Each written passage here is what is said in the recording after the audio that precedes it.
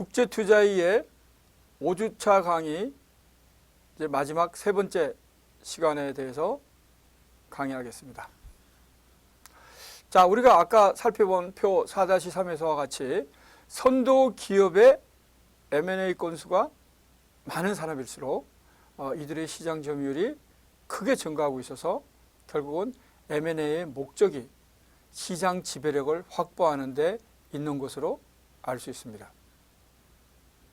보면 표 4-3을 보면 가전을 제한 모든 산업의 5대 선도기업 시장 점유율이 상승한 것으로 나타났습니다. 즉 2대 선도기업만 보았을 때 M&A 건수와 시장 점유율 증가분 간의 정비례 관계가 더욱더 큰 것으로 나타났음을 알 수 있습니다. 즉 M&A 건수가 많을수록 시장 점유율이 더 증가됐다는 그런 의미입니다.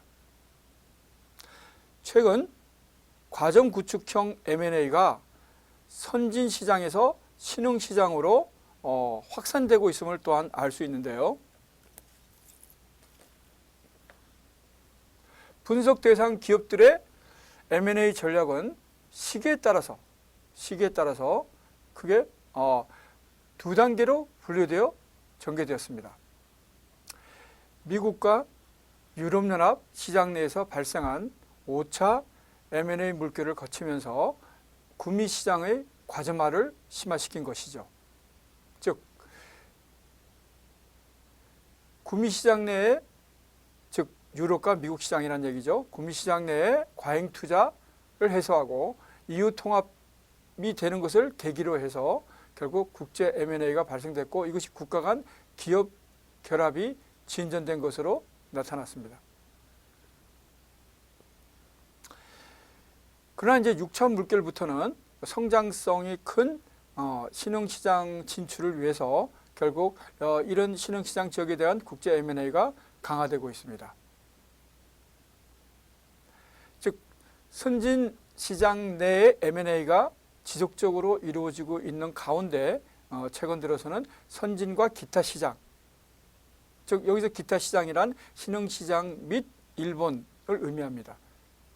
간 M&A가 증가되는 추세를 보이고 있다는 것입니다.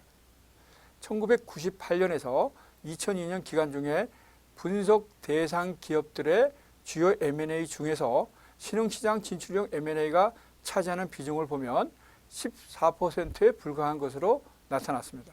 그러나 6차 물결이 시작된 2004년에서 2005년의 기간 동안에는 2배 상승한 28%로 나타났습니다. 특히 2004년에는 26건 중에서 10건이, 즉 무려 38%가 신흥시장 진출형 국제 M&A인 것으로 조사되었습니다. 산업별로 보더라도 선진시장에서 신흥시장으로 M&A가 확산되었음을 알 수 있습니다. 즉 신흥시장 진출형 M&A가 2001년 이전보다 그 이후에 더욱 많이 발생한 산업은 총 7개로 나타났는데요. 보면은 정유, 철강, 자동차, 은행, 제약, 컴퓨터, 반도체 산업입니다.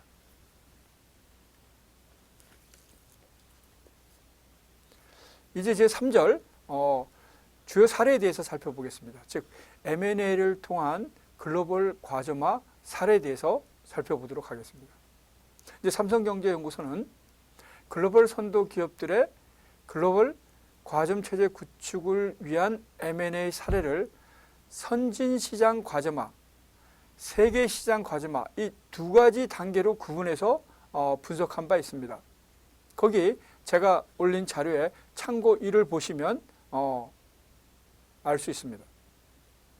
참고 1, 즉 선진시장 및 세계시장 과점화 전략 대표 사례입니다.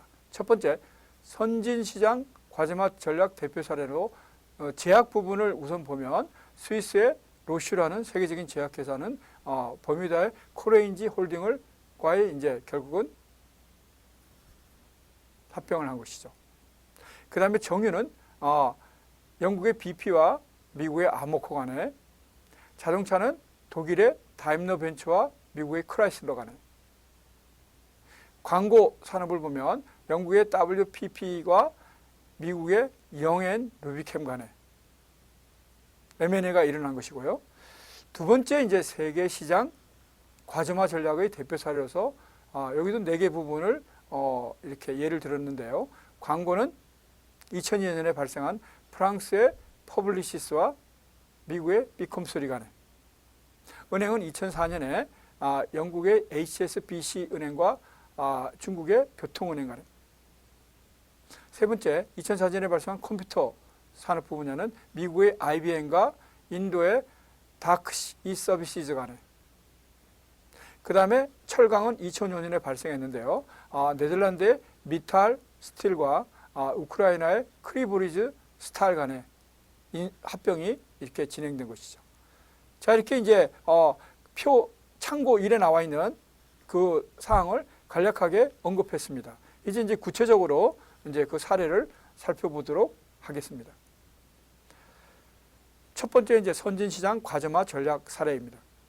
제약, 스위스의 로시와 버뮤다의 크레인지 홀딩 간에, 이제 우리가 제약 산업의 이제 특성을 이제 먼저 우리가 언급해야 될 것 같은데요. 제약 산업은 잘 아시는 바와 같이 장기간의 막대한 연구개발 투자가 필요한 대표적인 고위험, 고수익 산업입니다. 즉 어떤 신약을 개발하기 위해서 엄청난 규모의 돈이 들어가는 그런 산업이라는 것이죠. 신약 하나가 개발되기까지에는 결국 수많은 이런 단계를 거쳐서 결국 우선 먼저 어떤 신약이 개발되면 우선 그걸 임상 실험을 해야 될 거 아닙니까? 우선 동물에게 먼저 해보죠. 동물에게 해보고 거기서 어떤 효과가 나타나게 되면 그 다음에 이제 또 사람에게 하게 되죠. 사람은 그야말로 다양한 또 연령대가 다르죠. 남녀 간에 또 이렇게 다른 차이가 보일 수 있죠. 또 인종별로도 또 다른 차이를 보일 수가 있습니다. 이런 그야말로 이 사람에게 결국 적용시켜서 결국 사람에게 적용시키면 일단 동물에게서 기대하는 효과가 나타나야 되겠죠. 그래서 사람에게 적용시킬 때 결국 상당한 시간의 그런 임상 그런 경험이 축적돼야 된다는 거예요. 그래서 엄청난 이 그야말로 자금과 인력이 투여되는 것이죠. 일단 성공하면 엄청난 그야말로 보상을 받게 되지만 실패한다면 막대한 자금이 결국은 매장될 그런 위험성도 내포하고 있는 것이죠. 물론 실패한 경험도 나중에는 성공을 위한 좋은 그런 소재가 될 수 있겠습니다만은 어떻든 그 프로젝트에는 실패했다면 결국은 거기에 쓰인 자금은 일단은 매몰되어 있다고 보는 것이 타당할 겁니다. 그래서 이제 제약 산업의 특성에 대해서 말씀을 드렸고요. 그래서 이 제약 산업의 주요 수익원의 대부분은 이 소수의 블록버스터 제품군에 의존하고 있습니다. 즉 우리가 보면은 어떤 치료제 그러면 어떤 제약회사 예를 들면 우리가 인류가 본질적으로 본질적으로 안고 있는 질병이 있지 않겠습니까? 아직도 극복하지 못하는 그 많은 질병 중에서 우리가 보면은 암이 있겠죠. 그죠? 암 치료제도 다양한 부위에 신체 암이 나타나서 그 치료제의 효과나 그 비용이 또 상당하게 차이가 있습니다만 어쨌든 전체적으로는 암. 그 다음에 뭐가 있을까요? 고혈압이 있습니다. 우리 제 수업을 듣는 이 20대 초반에 우리 젊은 학우들은 여기에는 해당되지 않겠습니다만은 결국 이 나이가 들어감에 따라서 필연적으로 이제 고혈압이 많고 벌써 제 친구나 제 후배들을 봐도 의외로 제가 이제 놀라운 사실은 친구들 이렇게 만나서 이렇게 얘기를 나눠보면 의외로 고혈압 약을 많이 복용하는 사람들이 있습니다. 고혈압, 그 다음에 고지혈, 그 다음에 또 이게 당뇨가 있습니다. 당뇨 이것도 참 이게 무시 못하는 이게 질병 중에 하나죠. 당뇨 자체로서 죽음에 이르는 건 아니겠습니다만은 여러 가지 복합적으로 어떤 바이러스가 들어왔을 때 결국 이제 상당히 이제 생명이 위협을 받게 되는 그런 상황에 직면할 수 있습니다. 자, 이들 제가 대표적으로 몇 개를 예를 들었습니다만은 또 이제 나이 들으면 또 이 관절에 또 이제 염증이나 관절에 여러 가지 또 문제가 발생됩니다. 이거는 저도 이제 나이가 있기 때문에 친구들 이렇게 만나보면 등산 이렇게 가다 보면 이게 오르락 내려갈 때 굉장히 고통을 호소하는 친구들이 있어요. 그 보면은 이제 관절에 문제가 있다는 겁니다. 그래서 이제 이런 것들을 치료하는 이제 대표적인 그런 이제 제약 약품이 있고 그 약품을 생산하는 대표적인 이제 그런 제약회사들이 있죠. 세계적인. 그래서 아무리 이제 그야말로 메이저 제약사라 할지라도 장기적인 수익 원천은 취약한 편입니다. 그리고 이제 특허가 이제 결국 보호해주죠. 그러나 특허 기간이 만료되면 이제 복제약이 나오는 거죠.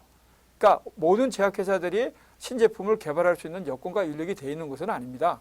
그래서 많은 제약회사가 우리 국내에도 200개, 300개 있어도 대다수의 제약회사들은 복제약을 만드는 그런 제약회사입니다. 그러니까 이제 특허 기간이 끝난 그런 이제 약을 그러니까 이제 이 특허 기간이 끝나면 다른 데도 이제 만들 수 있거든요. 그래서 이제 그걸 이제 만드는 것이죠. 자, 그래서 이제 이런 그야말로 특허로 보호를 받는 신약을 개발한 결국 메이저 제약회사를 할지라도 장기적인 수익 원천이 보장하기 위해서는 그야말로 소수의 그야말로 블록버스터 제품군이 있어야 되는 것이죠. 그래서 로슈는 97년 6월에 독일의 베링거 만하임과 스위스 대표의 지주회사 코레인지 홀딩을 110억 달러에 인수한 바 있습니다. 그러니까 로슈 사상 최대 규모의 기업이 있는데요. 이 베링거 만하임 인수로 치약 및 진단 부분의 경쟁력을 흡수하고 결국 심혈관 질환 및 아까 제가 언급했던 암, 골다공증 관련 제품군을 강화하려는 의도로 해석할 수 있습니다. 그래서 당시 제약사 순위 세계 8위였던 스위스의 로슈는 베링거 만하임과 대표 인수에 세계 6위로 이제 부상한 바가 있죠. 그 다음에 두 번째는 정유 부분입니다. 정유 부분은 영국의 BP와 미국의 아모코. 자, 일단 정유 산업은 또 전 후반 간의 통합과 규모의 경제 달성이 중요한 산업입니다. 그래서 거대 메이저가 아니면 사업 지속이 어려운 구조입니다. 정유는 또 살펴보면 상유 부분, 그러니까 체유, 석유를 이제 채굴하는 체유하는 부분이죠. 상유 부분과 판매 부분. 그러니까 석유를 정제하고 그건 이제 우리가 여러 각자 이제 수요처에 이제 그걸 판매하는 부분이 있겠죠. 이 판매 부분을 하류 부분이라고 하는데요. 이 상유, 체유 부분과 판매 부분, 하류 부분으로 구분할 수 있고 전통적으로 상유는 산유국이, 하류는 글로벌 메이저 기업이 주도하고 있습니다. 거대 메이저는 경쟁적 협력 관계를 기반으로 해서 과점적 지위를 고착화시켜서 결국 진입장벽이 큰 편입니다. 그러니까 아무나 정유사업에 들어갈 수 없는 그런 이제 산업구조의 특성을 가지고 있다고 할 수 있죠. 1990년대 후반에 저유가 시대가 돌아오면서 메이저들은 경쟁을 회피하면서도 비용 절감을 이룰 수 있는 최적의 방안으로서 합병에 주목하였습니다. 그래서 1998년 8월 브리티시 피트롤리움은 과다한 비용을 지출해서 경영상 위기에 직면해 있던 미국의 아모코를 48.6억 달러의 부채를 포함한 총 570억 달러에 합병하였습니다. 자, 오늘 특징을 보면 상대적으로 원유의 매장량은 많지만 천연가스 부분이 약한 BP입니다. 이런 BP가 천연가스에 강한 아모코를 합병함으로써 약점을 보완한 것이죠. 우리가 M&A의 그 여러 가지 요인 중에 하나가 결국 새로운 시장을 개척하는 것도 있지만 자기의 약점을 보완하는 게 또한 그 M&A의 주요 동기 중에 하나죠. 그래서 이제 이 BP는 결국 천연가스가 약한 것을 천연가스에 강한 아모코를 인수함으로써 천연가스 부분의 약점을 보완한 것이죠. 또한 미국 내 2위의 강력한 주유소망, 일단 이 주유소망이 또 있는 것이 결국 또 이 판매하는 쪽에서는 상당히 이제 중요하죠. 그래서 이 주유소망이 많은 이런 미국 내 2위의 이런 그 아모코를 결국 합병함으로써 미국 시장에서의 판매 채널을 확충한 것으로 볼 수 있습니다. 합병된 BP 아모코는 매출액 1,080억 달러, 미국 휘발유 시장 점유율 1위의 거대 기업으로 부상하였습니다. 생산량과 매장량은 세계 2위고 순이익 규모는 세계 3위를 차지하였습니다. 이제 세 번째 자동차 쪽으로 살펴보겠습니다. 독일의 다임러 벤츠와 미국의 크라이슬러입니다. 1990년대 들어서 유럽과 미국을 중심으로 해서 과잉 설비 투자가 이 자동차 산업에 심화되면서 결국 새로운 시장을 확보하기 위한 경쟁이 치열하게 전개된 바 있습니다. 일부 기업은 수익성이 약화된 사업 부분을 메이저 기업에 매각하고 주력 사업 부분에 집중하였습니다.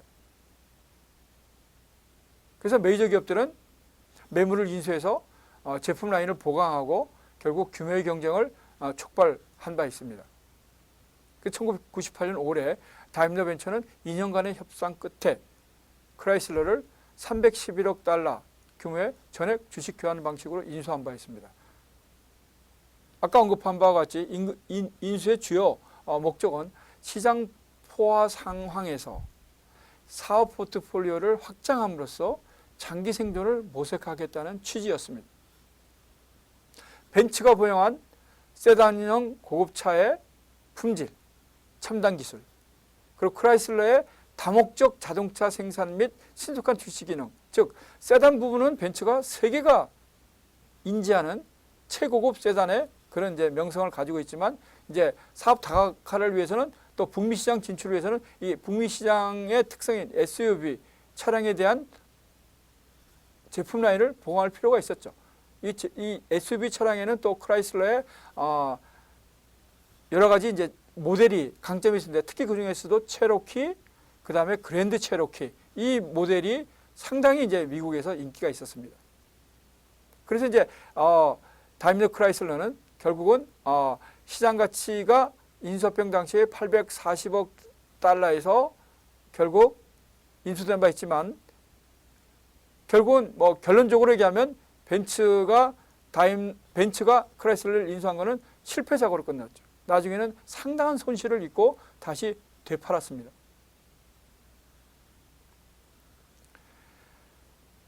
그래서 인수합병이 다 성공하는 것은 아닙니다. 물론 다 성공하는 경우는 아니고요. 대체적으로 이제 성공한 경우를 주로 소개해 드렸습니다만은 방금 지적한 바와 같이 이 벤츠가 크라이슬러를 인수한 것은 이제 실패적인 사례로서 우리가 회자되고 있습니다. 이제 광고 부분을 이제 설명드리겠습니다. 영국의 WPP와 미국의 영앤 루비캠입니다. 자, 이 광고 산업도 결국 뭐 산업의 특성은 다 가지고 있는데요. 특히 광고 산업도 역시 광고주와의 관계가 무엇보다 중요하죠. 따라서 광고주가 의도하는 바를 그 제한된 시간에 집약적으로 표현해야 되는 것이죠. 정말로 이게 제가 뭐 얘기를 들어보면 이 광고 산업에 종사하는 사람들의 이 스트레스도 어마어마합니다. 이것도 제한된 시간 내에 결국은 제한된 시간이라는 게 보통 뭐 1분일 수도 있고 2분일 수도 있고 되게 광고가 2분을 넘어가는 광고는 드물잖아요. 30초일 수도 있습니다.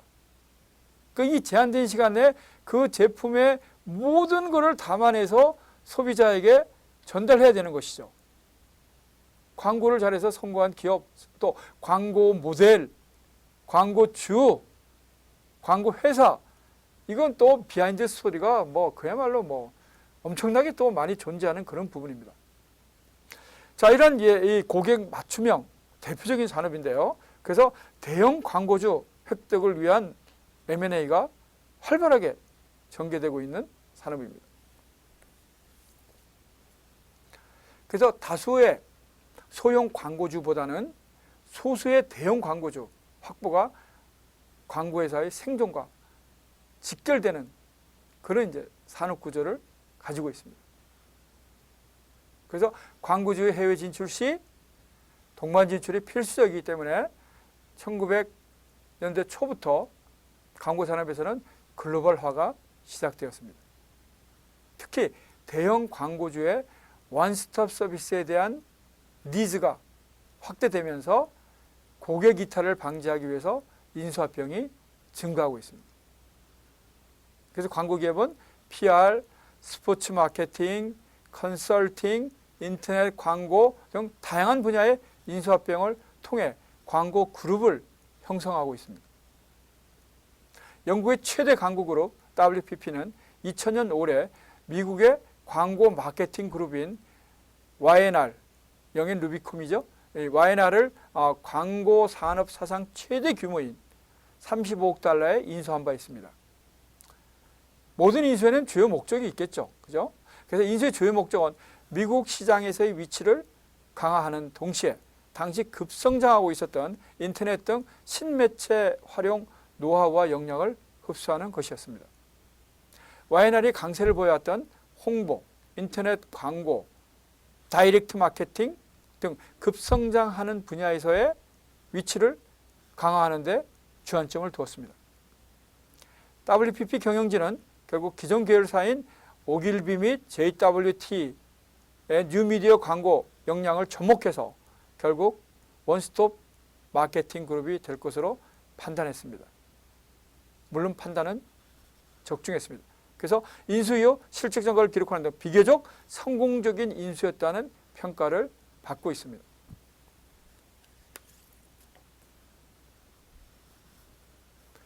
그 예는요. 인수가 종료된 2000년의 영업이익을 봤더니 전년 대비 43.5% 증가한 것으로 나타났고 주당 순이익도 전년보다 28% 정도 증가한 것으로 나타났습니다. 자, 이제 두 번째 세계 시장 과점화 사례에 대해서 살펴보겠습니다. 여기도 역시 광고 부문을 지적할 수 있는데요.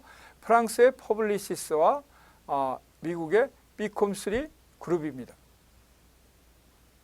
업체 간 광고주에 대한 확보 경쟁이 갈수록 치열해지면서 유럽, 미국 시장을 넘어서 글로벌 고객 네트워크 흡수 필요성이 증가하고 있습니다.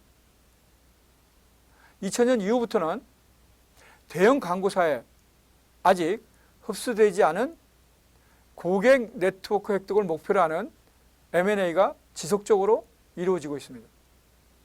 퍼블리시스는 2002년 2월에 미국 및 아시아 시장 진출을 위해서 비콤3를 총 18억 달러에 인수한 바 있습니다. 퍼블리시스는 미디어 컨설팅, 미디어 구매, 커뮤니케이션 전략 등 미디어 부문 1위의 광고 컨설팅 그룹입니다.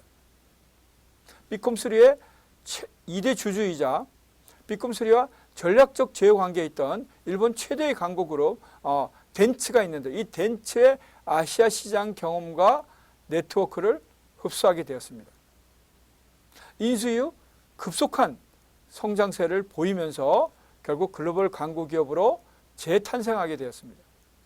인수 이후 퍼블리시스의 매출 구성을 보면 북미 49%, 유럽 39%, 아시아 14%의 순으로 나타났습니다.